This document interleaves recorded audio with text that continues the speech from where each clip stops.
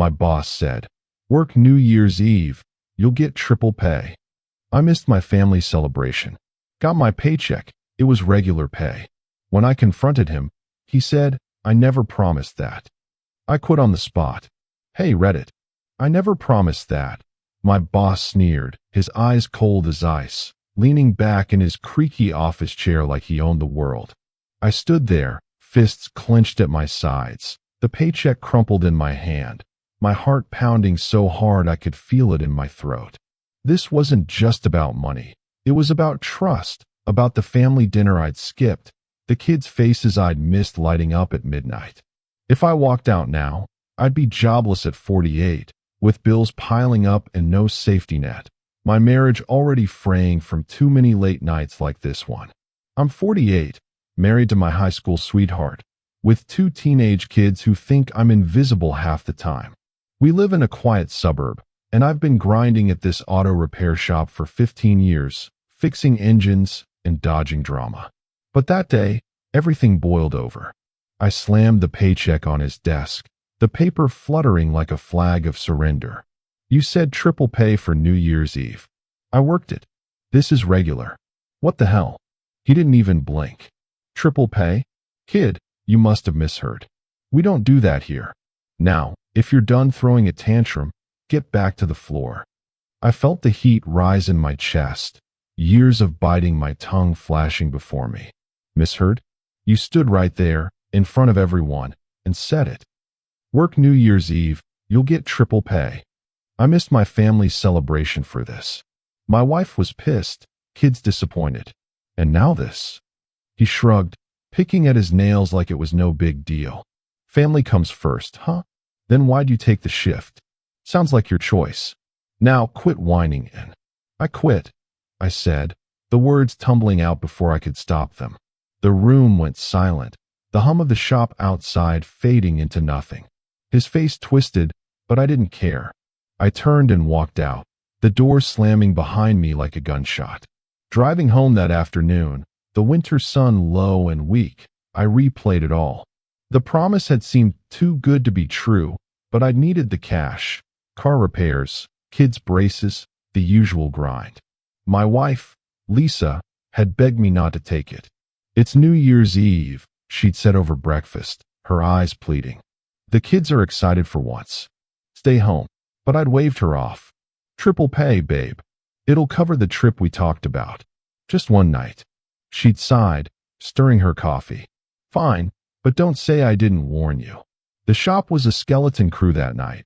Just me, the boss, and a couple of part-timers.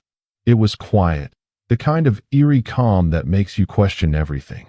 I was elbow deep in an old Chevy, grease up to my forearms, when he strolled over around 10 p.m., a smirk on his face. Glad you stayed, man. Triple pay for this shift. Worth it, right? I wiped my hands on a rag, nodding. Yeah, thanks. Family'll understand. He clapped me on the back, a little too hard.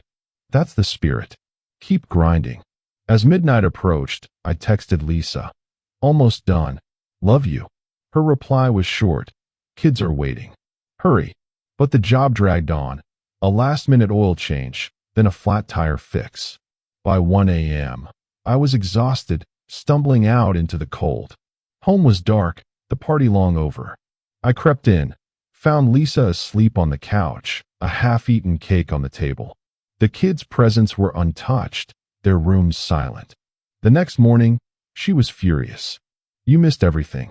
The countdown, the fireworks. They asked where you were. I know. But the pay. Forget the pay, she snapped. It's about being there. Payday came a week later. I ripped open the envelope, expecting a windfall. Regular rate. My stomach dropped. I stormed back to the shop, straight to his office. That's when it happened. The confrontation that ended it all.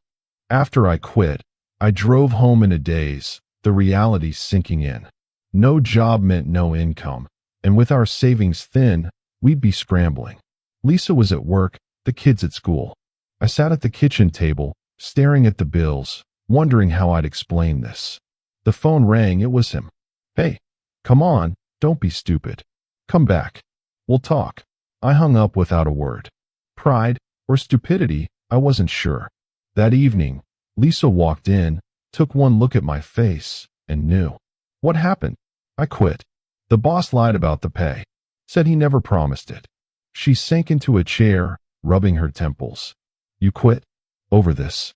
We need that money. I couldn't take it anymore. He's been screwing me over for years. She looked up, eyes sharp. Years? What do you mean?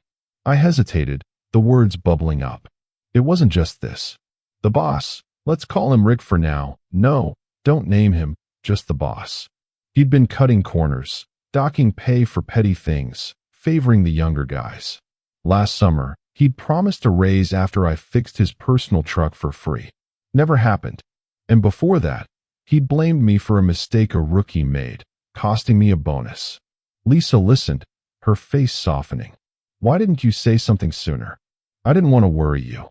We've been tight since the kids' college funds dipped. She nodded, but I could see the worry. What now? Job hunt at 48. Yeah, I muttered. It's gonna be rough. The next few days were a blur.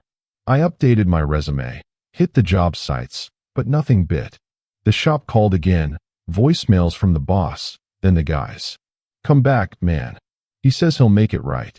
I ignored them. Pride again. Lisa and I talked late one night, the kids asleep.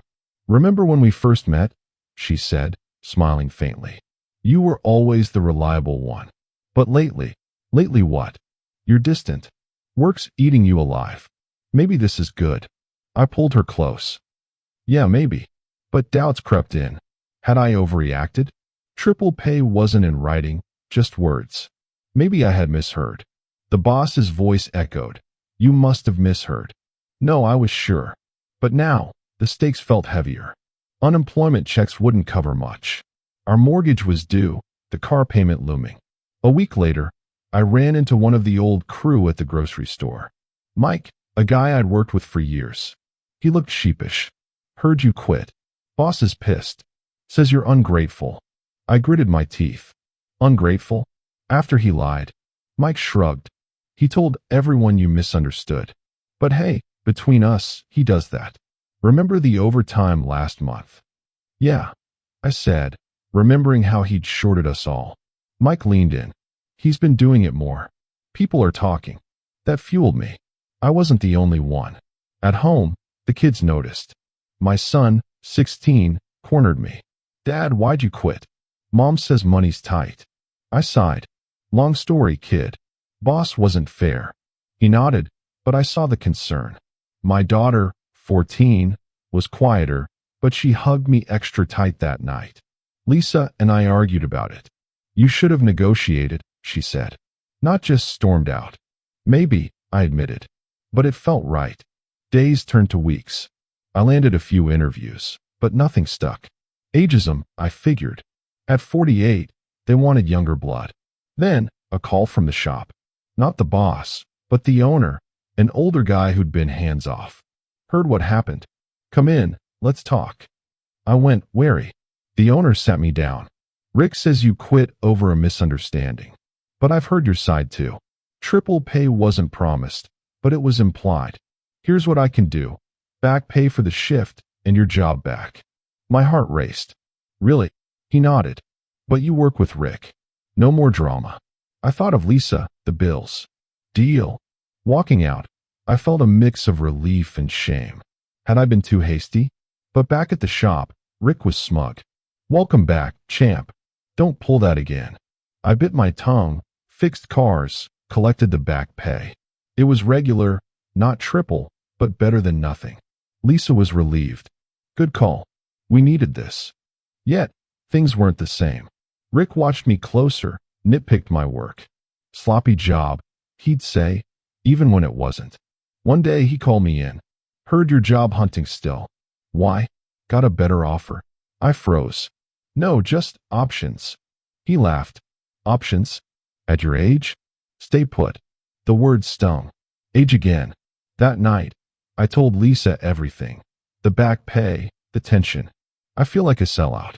She held my hand. You're providing. That's what matters. But deep down, I knew it wasn't. The trust was broken. Months passed. New Year's Eve rolled around again. The boss offered to shift, no mention of pay. I declined. Family first. Lisa smiled. Good man. We celebrated together, the kids laughing, fireworks outside. It felt right. But the shop drama lingered. Rick kept pushing, and I kept quiet, saving for a real exit. Then it happened. A big order came in, fleet repairs for a local company. Rick assigned it to the young guys, ignoring my experience. You're too slow, he said. I snapped. I've been here longer than you. This is bullshit. He fired me on the spot. Ungrateful again. I walked out head high. This time it stuck. Job hunting was brutal, but I found something. A smaller shop, fair boss, decent pay. Lisa supported me, the kids adjusted. Looking back, quitting that first time was impulsive, but it woke me up. Life's too short for liars and lost family time. Now, at 49, I'm rebuilding. And I wouldn't change a thing.